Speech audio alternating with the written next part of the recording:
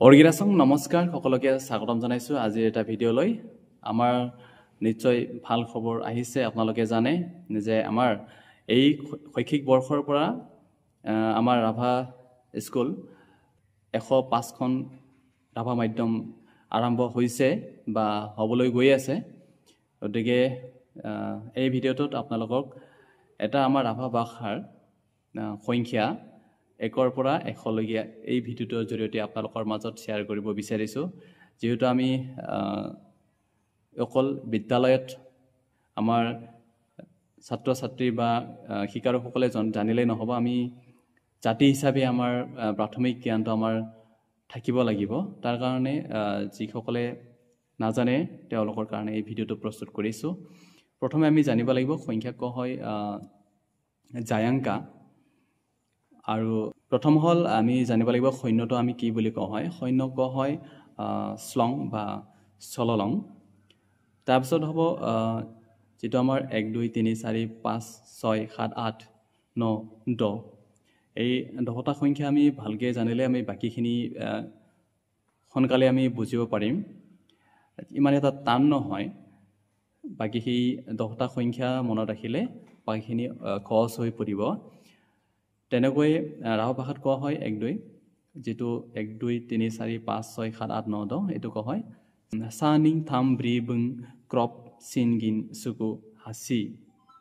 এক হল সা আৰু সৈন্য হল শ্লং এতিয়া দহটোক সা শ্লং বুলি কোৱা হয় এতিয়া কোৱা হয় হাসি তেনেকৈ ইংৰাজী নিচিনা আমাৰ সিমিলাৰ থাকে বাকিখিনি একদম সহজ আৰু অলপ এতিয়া 11ৰ পৰা 19 লৈকে অলপ উলোটাকে আছে মানে আমাৰ যেটো দহক এটো আগত আহিব যেটো হাসি সিটো আমাৰ আহিব প্ৰথম দহকটো তাৰপিছত সিসা সিনিং সিথাম এনেকুৱাকে মানে সংখ্যাৰ পিছত মানে যেটো দহক আগত হ'ব সি প্ৰথম হ'ব সি এক হল সা 11 সি নিং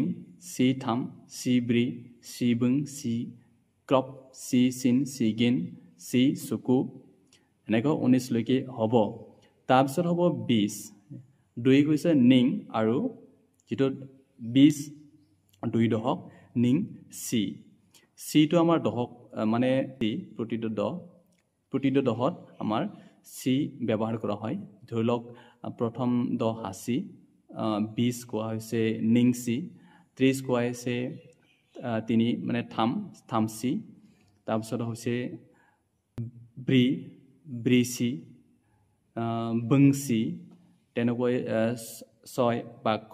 ক্ৰপসি মানে 60 তেনেকৈ আমাৰ মিল থাকে তাৰপিছত আমাৰ ইংৰাজী নিচিনা এনেকৈ 21ৰ পৰা মিল থাকে আমাৰ কব নিংসি মানে 20 20 তাৰপিছত 21 বুলি ক'লে নিংসি আমাৰ এক হ'ব সা নিংসি নিং এনেকৈ মানে ইংৰাজী যেনেকৈ আমাৰ এটা দহকৰ পিছত 20 30 30 পিছত 31 এনেকৈ মিল যায় তেনেকুৱাকে আমাৰ গোটেইখিনি মিল থাকে প্ৰথম এই 19 লৈকে অলপ উলোটা অলপ থাকে বাকিখিনি ইফালে মিলি যায় গতিকে আপোনালোকে 1ৰ পৰা 10 লৈকে ভালকে সংখ্যাৰ তো মনত ৰাখিলে আপোনালোকে ইফালে বুজি পাব আৰু বাকি একে সিমিলাৰ থাকে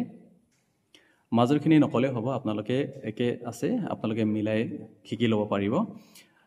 শেষৰ ফালে ক 90 আমি প্ৰথমে 90ৰ কাৰণে জানিব লাগিব 9 আমি জানিব পাৰিছো সুকু আৰু দহক কোৱা হৈছিল সি মানে সুকু সি এটো আমাৰ 90ৰ পিছৰ সংখ্যাখিনিক আমি সুকু সি প্ৰয়োগ কৰিব লাগিব সুকু সি 91 হলে সুকু সি সা সুকু সি নিং সুকু সি থাম এনেকুৱাকৈ যাব আৰু 99 ক্ষেত্ৰতো এই সুকু সি সুকু হ'ব এতিয়া হল লাষ্টৰ সংখ্যা মানে আমাৰ আজি 100 লৈকে কৈছিলো 100 এটা বিশেষ এটা বেলেগ নহয় আমি 100 বা 100 100 200 এনেকৈ কওঁ তাৰে ইয়াতে প্ৰয়োগ কৰা হৈছে কিমান ছ হ'ব সেইটো তাৰ ওপৰতে নিৰ্ভৰ কৰিব ছ 100 হ'লে ছ সা আৰু 200 হ'লে ছ নিং ছ থাম এনেকুৱাকৈ হ'ব পিছলৈ এইখিনি সংখ্যালৈকে পাইছোঁ আৰু বাকীখিনি আপোনালোকে হয়তো ছৰ পৰা হাজাৰে হ'ব বাকীখিনি ছহে যাব ছনিং ছথাম ছব্ৰি ছক্ৰপ ছ চিন ছ গিন এনেকুৱাকৈ যাব হাজাৰ পিছত লাখ তেনেকুৱাকৈ হৈ যাব গতিকে আজিৰ ভিডিঅ'টোত এনেকৈয়ে কিছু